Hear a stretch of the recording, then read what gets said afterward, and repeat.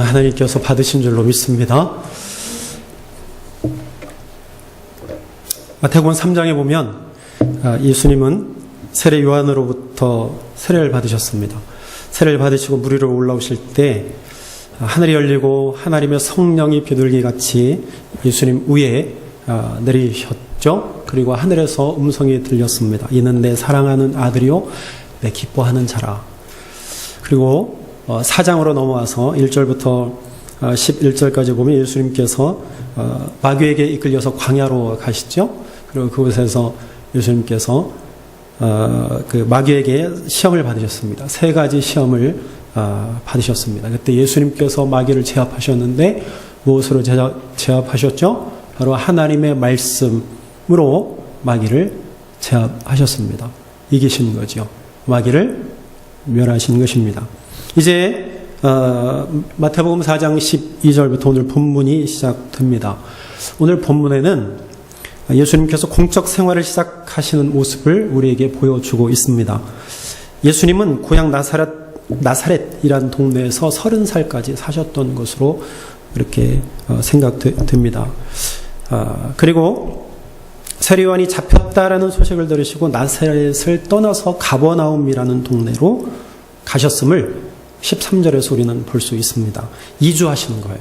이사를 하시는 것입니다. 가버나움은 갈릴리 북동쪽에 위치한 작은 마을입니다. 본문은 예수님께서 이곳으로 이주하신 이유에 대해서 말씀하고 있는데요. 이사야의 예언을 이루기 위해서 가버나움 땅으로 가셨다. 그 이유를 말씀하고 있어요. 그래서 이사야서 9장 1, 2절을 인용한 말씀이 15절, 16절의 말씀입니다. 스불론 땅과 납달리 땅과 유단 저편 해변길과 갈릴리의 이방의 갈릴리여 흑암에 앉은 백성이 큰 빛을 보았고 사망의 땅과 그늘에 앉은 자들에게 빛이 빛이었도다 하였느니라. 이 15절 16절에 이렇게 말씀하고 있습니다. 이방인의 땅, 사망의 땅에 빛을 비추시기 위해서 가버나움으로 이주하셨고 그곳에서 바로 예수님께서 첫 사역을 시작하신 것입니다. 본문 17절은 이때부터 예수께서 비로소 전파하여 이르시되 회개하라 천국이 가까웠느니라 이렇게 말씀하십니다. 이것은 예수님께서 공적 사역을 시작하시면서 말씀하신 첫 마디입니다. 회개하라 천국이 가까웠느니라. 예수님은 천국 복음을 전하셨는데 이것이 바로 예수님의 사명이라는 것이죠. 예수님은 갈릴리의 작은 마을 가버나움에서 복음을 전하시고 갈릴리 전 지역을 두루 다니시면서 복음을 전하셨습니다. 예수님은 유대인의 회당에까지 들어가셔서 그 천국 복음을 전하신 것을 볼 수 있습니다. 예수님의 사역은 가버나움에서 갈릴리 전 지역으로 그리고 점점 더 예수님의 그러한 사역지가 확대되어지고 있는 것을 우리는 볼 수 있습니다. 본문 23절은 예수님의 기본 사역이 무엇인지에 대해서 우리에게 말씀해 주고 있어요. 본문 23절 예수께서 온 갈릴리에 두루 다니사 그들의 회당에서 가르치시며 천국 복음을 전파하시며 백성 중에 모든 병과 모든 약한 것을 고치셨다. 이렇게 말씀하고 있습니다. 이것이 예수님의 공생의 사역 동안 하신 그 사역을 딱 3가지로 요약해 놓고 있는 것을 볼 수 있습니다.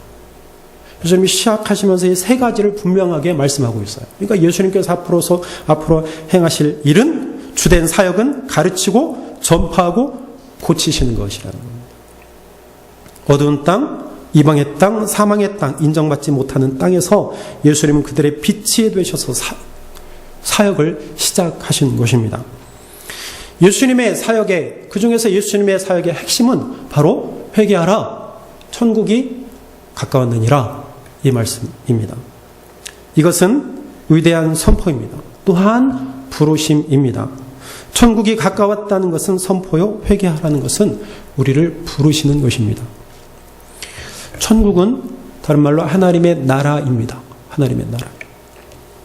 하나님의 나라는 말은 죽으면 가는 공간적 개념이라기보다는 통치 개념이 더 강합니다. 천국을 헬라어로 바실레이아 그럽니다. 바실레이아. 한국에 가면 이 바실레이아라는 카페가 있어요. 그걸 만든 사람이 크리스찬인 것 같아요. 그 카페 이름이 바실레이아 그럽니다. 천국이라는 얘기예요. 하나님의 나라. 이 단어는 영토, 영역의 의미로 사용되지 않고 통치, 왕권, 치세 이러한 의미로 사용되었습니다. 그러므로 하나님의 나라는 지리적이거나 공간적인 개념이라기보다는 왕권, 통치 개념이 더 강합니다. 곧 하나님께서 왕으로서 왕권을 행사하시고 통치하시는 나라, 그 나라를 말합니다. 그러므로 우리는 하나님 나라 하면 죽어서 가는 나라로만 생각해서는 안 되고 우리 눈에 보이지 않지만 이 땅에 이루어진 하나님의 나라를 생각해야 합니다. 바로 이 하나님의 나라가 가까웠다라고 하셨는데 가까웠다라는 말은 이미 왔다라는 의미도 있습니다. 예수님께서 이 땅에 오심으로 이미 하나님의 나라가 이 땅에 이루어졌습니다. 그러나 이 땅에 임한 하나님의 나라는 아직 완성되지 않았습니다. 그 하나님의 나라가 완성이 될 때는 바로 예수님께서 다시 이 땅 가운데 재림하실 때 그 나라는 완성이 될 것입니다. 그러므로 하나님의 나라는 이미 이 땅에 왔지만 아직 완성되지 않은 것입니다.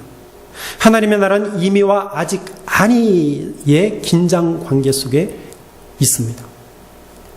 곧 예수님의 초림으로 말미암아 이 땅에 도래한 하나님의 나라는 완성을 향해서 지금 나아가고 있다고 말할 수 있어요.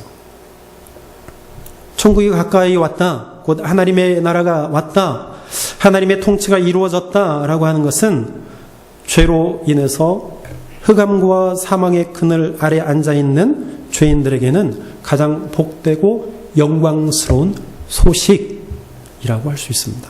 사실 우리 인생은요, 죄로 인해서 멸망받을 자들입니다. 우리는 멸망받아 마땅한 죄인들입니다. 하나님의 영원한 심판과 저주의 굴레에서 우리는 벗어날 수 없는 그러한 존재라는 것이죠. 그것이 우리 인생입니다. 우리는 죄책과 죄에 억눌려서 우리는 일생 동안 소망 없이 고통스러운 가운데 우리는 살아갈 수밖에 없는 그러한 인생입니다. 그러나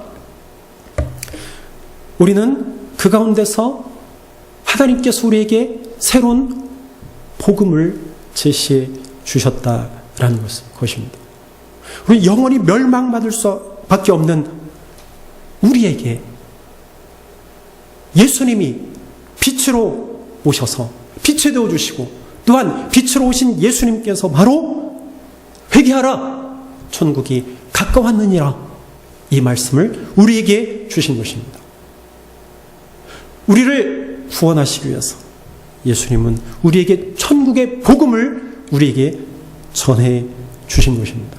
이것보다 더 기쁜 소식, 이것보다 더 복된 소식, 이것보다 더 영광스러운 소식이 어디 있을까요? 죽음 가운데서 건져내려고 하시는 하나님의 그 큰 뜻, 그것으로 인하여서 우리는 이제 그 빛을 보고 가게 된 것입니다. 예수님은 흑암과 사망의 그늘에 앉은 백성들에게 회개하라고 하십니다. 회개하라는 말은 마음을 변화시키라는 말입니다. 생각과 삶을 완전히 바꾸라는 거예요.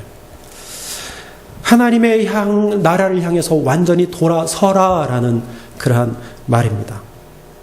마음의 죄악을 회개하고 천국을 받아들이라는 말씀입니다. 이미 이 땅에 임한 하나님의 나라로 들어오도록 예수님께서 우리를 초청하신 것입니다. 우리가 하나님 나라에 들어가기 위해서는 우리는 회개해야 합니다. 회개하지 않고서는 하나님 나라에 들어갈 수 없기 때문입니다. 우리가 하나님 나라에 들어간다는 것은 하나님의 통치를 받는 것을 말합니다. 곧 하나님이 나의 왕이시라는 거예요. 하나님이 나의 아버지 되신다는 거예요. 하나님이 나의 주인이 되신다는 거예요. 여러분들 정말 하나님의 통치를 받고 계십니까? 하나님의 다스림을 받고 있습니까? 하나님이 나의 주인 되십니까? 여전히 우리의 삶에서 나의 주인이 누구라고 생각하고 사십니까? 이 세상의 통치권이 아니라 이 세상의 통치권 아래에 있지만 그러나 세상의 주권자, 역사의 주권자, 그 역사를 만들어 가시는 분은 여호와 하나님이시라는 거예요. 그래서 우리가 하나님의 통찰에 머물러 있을 때 우리는 진정한 하나님의 자녀가 되는 것입니다. 바로 이것이 예수님께서 이 땅에서 감당하신 사역의 총주제입니다. 예수님은 이것을 위해서 이 땅에 오셨습니다. 곧 우리를 하나님의 나라로 인도하시기 위해서 이 땅에 오신 분이 바로 예수 그리스도라는 거예요. 가장 어둡고 가장 절망스러운 이 땅 가운데 예수님께서 오셔서 그 사역을 감당해 내셨습니다. 회개하라, 천국이 가까이 왔다. 본문은 예수님의 첫 사역으로 전하신 천국 복음을 말하면서 제자들을 부르신 사건을 오늘 본문에서 설명하고 있습니다. 예수님이 갈릴리 해변을 지나시다가 배를 타고 고기를 잡던 사람들을 예수님께서 부르셨어요. 베드로와 안드레의 형제, 야곱과 요한 형제, 그렇게 예수님께서 부르셨습니다. 그리고 본문 19절에 그들을 향해서 이렇게 예수님께서 말씀하셨습니다. 나를 따라오라, 내가 너희를 사람 낚는 어부가 되게 하리라. 그를 부르신 이유예요. 예수님이 부르실 때 제자들은 즉시로 순종했습니다. 믿음에는 무조건적이며 즉각적인 순종이 요구됩니다. 본문 20절에 곧이란 말은 즉시로 거리낌 없이 무조건적으로 란 뜻이 있습니다. 그러므로 즉각적인 순종은 마음에 거리낌이 없이 앞뒤 재지 않고 즉각적으로 반응하는 거예요. 무조건적으로 순종하는 것을 의미합니다.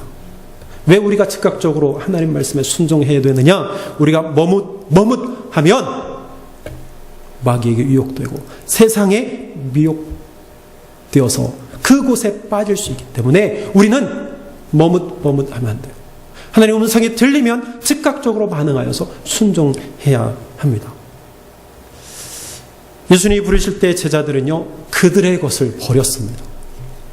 오늘 본문 20절에 그물을 버려두고 22절에 배와 아버지를 버려두고 라고 말씀합니다.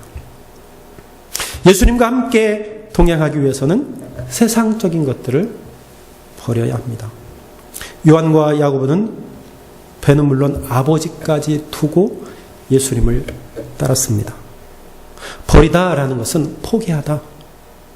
다른 곳으로 가기 위해서 뒤에 두다.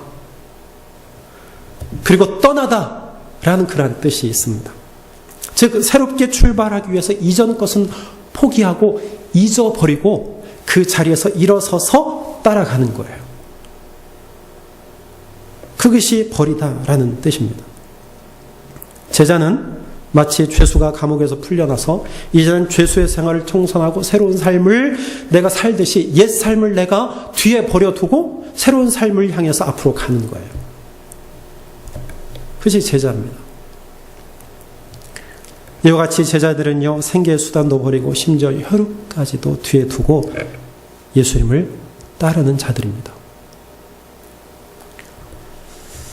이것은 자신의 모든 것, 즉 내 생명까지도 주님께 맡기고 주를 향해서 충성하는 그런 모습이에요.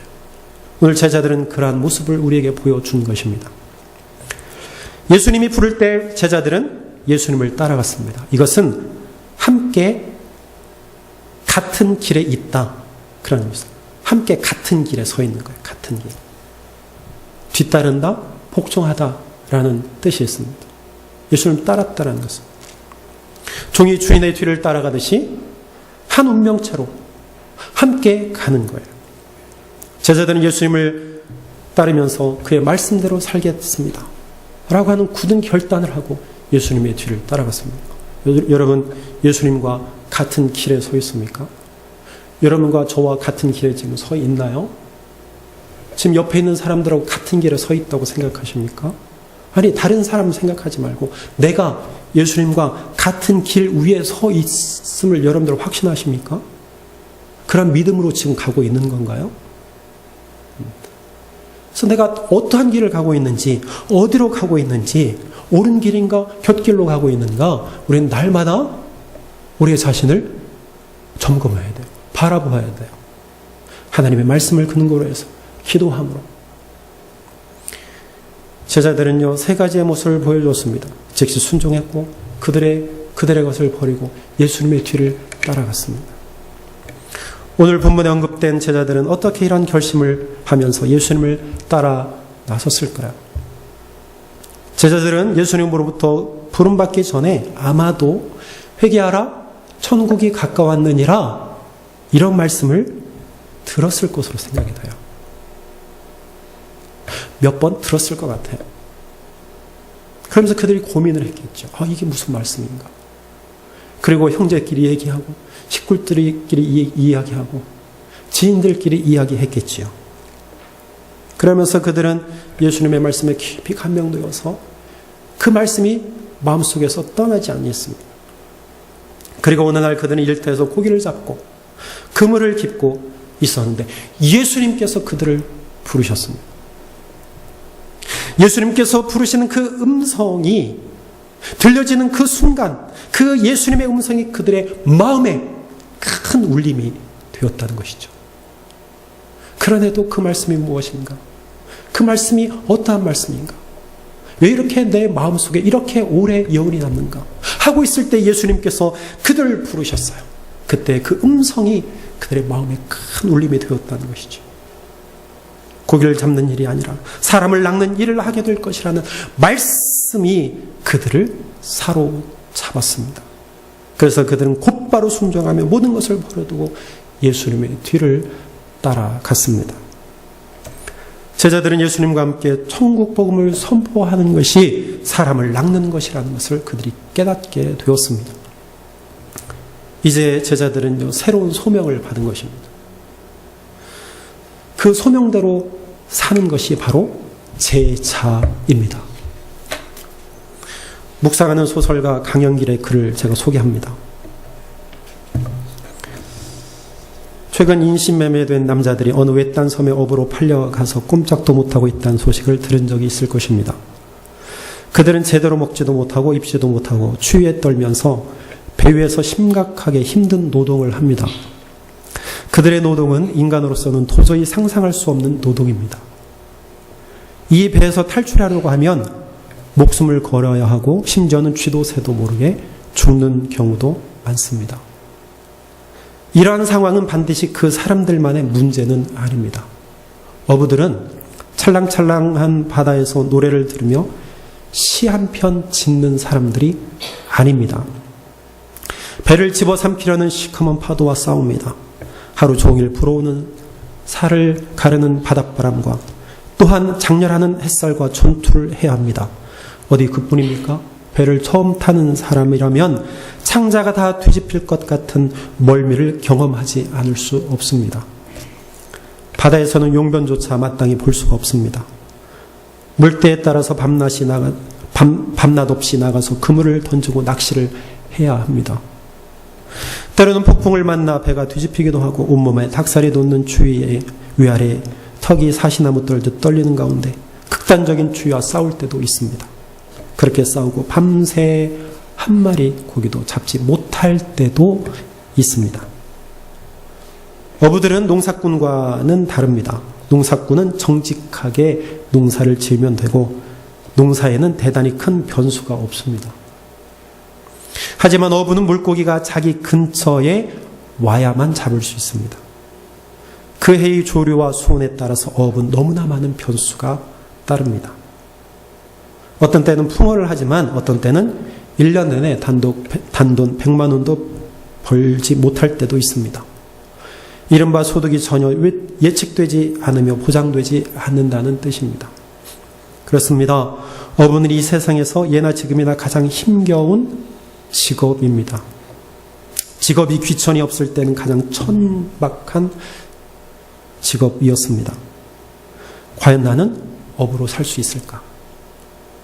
나는 그럴 자신이 없습니다. 어부는 정말로 가난하고 힘든 직업입니다. 아무리 열심히 살아도 결코 남보다 잘 살 수 없고, 아무리 열심히 해도 남을 지도할 자리에 올라갈 수 없습니다. 예수님이 제자들 이렇게 부르셨습니다. 나를 따라오너라. 내가 너희를 사람을 낚는 어부가 되게 하리라. 이 말씀은 참으로 겁나는 말씀입니다. 예수님은 제자들에게 벼슬 자리를 주겠다고 하지 않았습니다. 그렇다고 부와 명예를 보장하지도 않았습니다. 멋진 여자나 고운 옷을 보상한 적도 없습니다. 예수님을 따르는 것은 결코 결단코 화려한 삶이 아닙니다.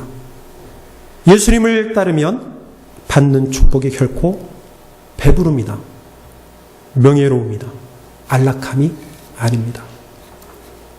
예수님은 제자들에게 사람을 낚는 어부가 되게 하겠다고 하셨습니다. 예수님을 따르면 낭만적인 신과 같은 어부가 아니라 힘들고 고통스러운 어부가 되는 것입니다. 제자들은 어부가 무엇인지 잘 아는 사람입니다. 그들에게 예수님은 너희들이 지금 하고 있는 바와 같이 비천한 일을 계속할 것이다. 그걸 각오하고 나를 따르라. 라는 말씀인 것입니다. 우리는 예수님을 믿으면 선장이 되리라 기대합니다. 사람 낚는 어부가 된다는 것을 누군가를 가르치고 인도하는 멋진 자리에 있는 선장으로 착각하면 안 됩니다. 예수를 믿는 것은 선장이 되는 거라고 착각해서 예수를 믿는 많은 사람은 서로 지도자가 되려고 합니다. 그래서 섬기를 하지 않고 자꾸만 내가 주도하려고 합니다. 만일 부르신 목적이 그것이라면 예수님은 너희를 사람을 인도하는 선장으로 만들겠다라고 예수님께서 말씀하셨을 것입니다. 하지만 예수를 믿으면 우리는 선장이 아니라 어부가 되는 것입니다. 1년 12달 제대로 씻지도 못한 채 거의 굶으면서 그리고 가장 낮은 직분으로 살아야 합니다. 그렇게 살 각오가 된 자만이 사람을 낚는 어부가 될 자격이 있으며 예수님의 제자가 될 자격이 있습니다. 이것이 사람 낚는 어부가 되는 불편한 진실입니다. 나는 누구인가? 제자들은 그물을 버려두고 예수님을 따라갔습니다. 문기적거린 게 아니라 바로 따라갔습니다. 나는 예수님을 따라갈 것인가? 그물을 버려두고 따라갈 것인가? 나중에 가는 것이 아니라 바로 지금 따라갈 것인가? 어떻게 할 것인가? 여러분, 초대교회는 예수님을 하나님의 나라로 경험했습니다.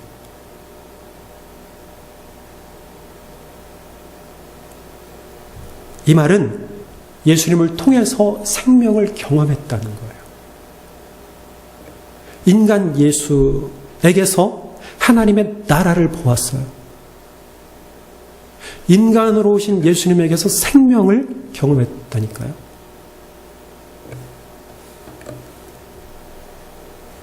이 생명을 얻은 자가 바로 예수님의 제자입니다. 이 제자는 천국 복음을 받아들인 자예요. 또 이 제자는 천국 복음을 증거할 줄 압니다. 참된 제자는 눈앞에 보이는 것을 따르지 않습니다. 참된 제자는 눈앞에 보이는 것에 얽매이지 않습니다. 영적인 눈으로 하나님 나라를 바라보고 그 나라 안에서 하나님 나라의 백성으로 살아갑니다. 그리고 그 나라를 기다립니다. 그게 참된 제자예요. 예수 그리스도의 제자의 길을 걸어갑시다. 회개하라, 천국이 가까웠느니라 우리에게 말씀합니다. 초대교회는 그것을 분명히 깨달았어요. 사실 제자들이 예수님께 부름받고 부활하신 예수를 만나기 전까지 그들은 끊임없이 갈등했습니다. 좌충우돌. 그렇잖아요. 예수님께서 몇 번이나 내가 죽고 다시 부활하리라 말씀하셨는데 그게 무슨 말인지 제대로 깨닫지 못했어요. 어떤 제자들은 예수님, 당신이 하나님 우편에 앉아 계실 때에 하나님 나를 좌편에, 하나님 나를 우편에 앉혀주세요. 자리에 연연하는 제자들도 있었어. 이 제자들 중에는 예수 그리스도를 팔아먹은 제자도 있었습니다. 그런데 그들은요, 그러한 경험들 속에서 부활의 예수를 만나고 난 이후에 그분이 하나님의 나라였구나, 그분이 참된 생명이셨구나 라는 것을 그들이 깨달았어요. 그래서 그들은요, 그들의 삶을 통하여서 이 말씀 전하지 않을 수 없었어요. 회개하라, 천국이 가까웠느니라. 회개하라, 회개하라, 예수를 믿으라, 예수를 믿으라. 예수님이 오심으로 하나님의 나라가 시작되었으니 그 하나님 나라에 거하며 완전한 하나님의 나라가 이루어질 그날, 즉 예수님께서 다시 오실 그날을 바라보고 살아라, 우리에게 말씀하고 있습니다. 여러분, 우리는 예수님의 제자입니다. 나는 예수님의 제자예요. 이제는 하나님의 통치 아래 사시길 바랍니다. 하나님이 다스리는 대로 살아가시길 바랍니다. 그리고 그 예수 안에서 그 예수의 이름을 증거하고 하나님의 나라를 확장하며 사는 저 여러분의 되기를 주의 이름으로 축원합니다. 기도하겠습니다.